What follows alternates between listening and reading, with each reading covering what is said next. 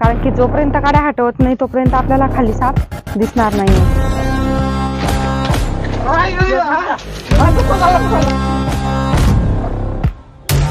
पकड पकड पकड पकडा, मी तिकडून जाते. आता पाहतो मी चावलं, मला इथं मांडीला चावलंय तरी मी घाबरत नाही. घाबरत वाटते.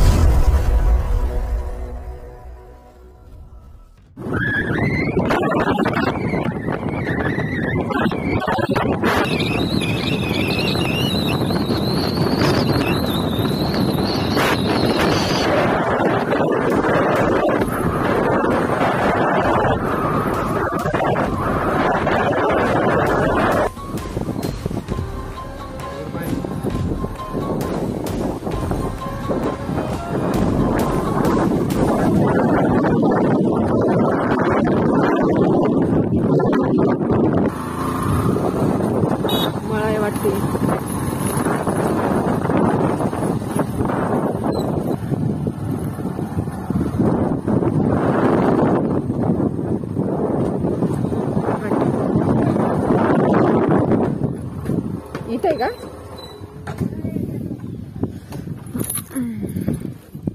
काड्यांमध्ये आहे का?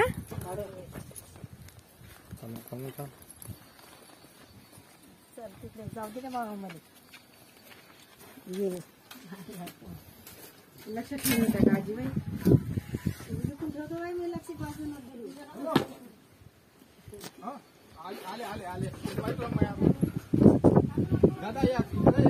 हो. एक मिनिट. नमस्कार. बघा तुम्ही पाहतात युट्यूब चॅनल स्नेक गर्ल प्रतिभा ठाकरे. आत्ताच आपण आलोय बघा मानकी या गावापासून थोडंच देवलेलं आहे, कारण की पूर्ण शेत परिसर आहे.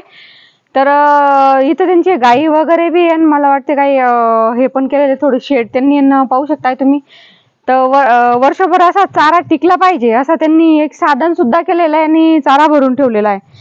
तर ज्यावेळेस त्यांनी साप पाहिला बघा, तर असा ज्यावेळेस हे भरून ठेवतात ते त्याच्यामध्ये काही जाण्यासाठी जागा नसते, पण जवळच असलेल्या छोट्याशा काड्या आहे तर त्याच्यामध्ये तो गेला आहे असं त्यांनी पाहिलं.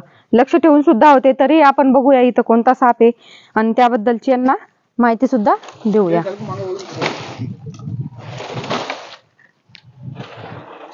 तर पहिले तर ह्या काड्या पाहत आपल्याला हटवून घ्यावा लागेल, कारण की जोपर्यंत काड्या हटवत नाही तोपर्यंत आपल्याला खाली साप दिसणार नाहीये. ते आता एवढं थोडी माहिती राहते केवढा आहे ते पाहावं लागते ना.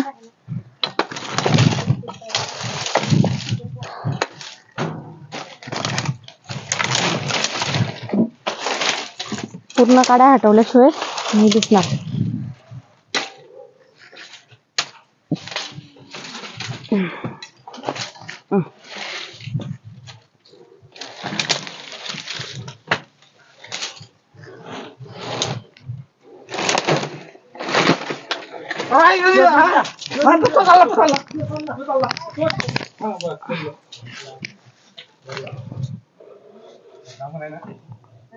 पंचप्पा तिला तिकडनंच धरावं लागेल.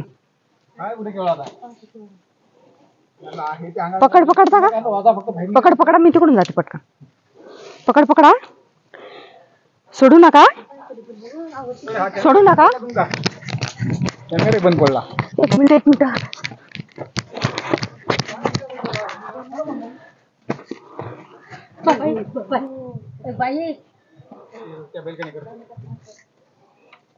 सोडा.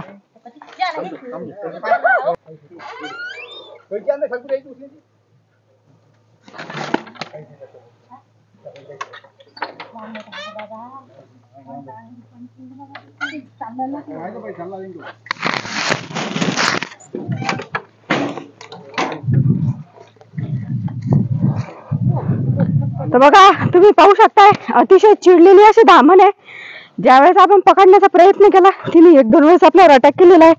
आणि पाहू शकता एकसारखी फॅन सारखी गोल गोल घुमतीये.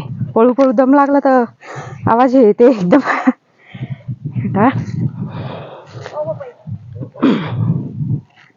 बघा अतिशय चिडलेली आहे तर ती डायरेक्टच आपल्या अंगावर येण्याचा प्रयत्न करते आणि चावायचा प्रयत्न करते. चिडली खूप चिडली.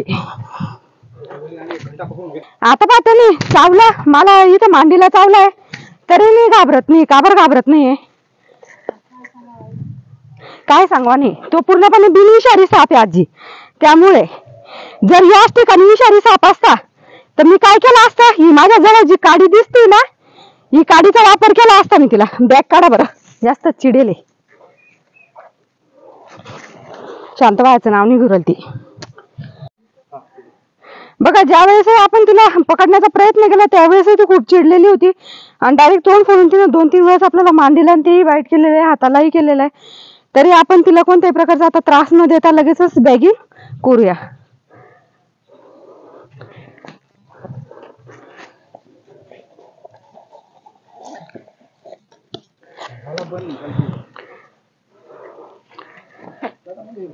तर बघा ज्या वेळेस आपण समजा त्यांना वास येते किंवा त्यांना ज्यावेळेस धोका जाणवते त्यावेळेस ते अशा अंगावर आपले अटॅक करत असतात. तर मला तरी असं वाटते की मी आताच 1-2 साप हे पकडून आलेली आहे, त्यामुळे माझ्या अंगातूनही त्यांना काही शत्रू असण्याचा किंवा काही भास होत असेल, वास येत असेल तर त्यामुळे कदाचित ते माझ्या अंगावर अटॅक करत असावे.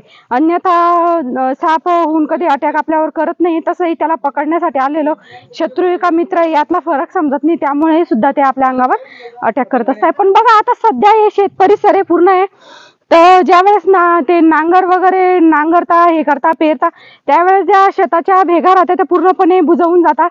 मग त्यानंतर सापांना जाण्यासाठी योग्य अशी जागा, त्यांना कोरडी जागा पाहिजे राहते, तर अशी जागा समजा असं शेड वगैरे आपण बांधलेलं राहते त्या ठिकाणी अशी कोरडी जागा ही त्यांना भेटू शकते. तर धन्यवाद. बघा सापांना तुम्ही मारू नका, असे सापांना अजून जीवन देत राहा, कारण की ते जगले तर आपण जगू शकू, ते जर पूर्णपणे नष्ट झाले तर आपली 5 वर्षामध्ये आपणही पूर्णपणे नष्ट होऊ.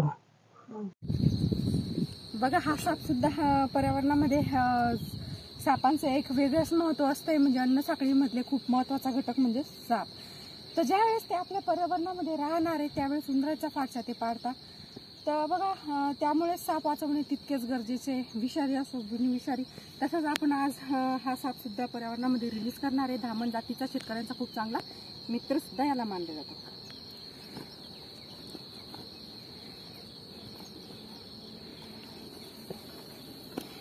पाहू शकता एकदम सुंदर त्यानं ती तिच्या पर्यावरणामध्ये चाललेली सुद्धा आहे आणि आपण तिला कोणत्याही प्रकारचा त्रास न देता तिला जाऊ देतोय.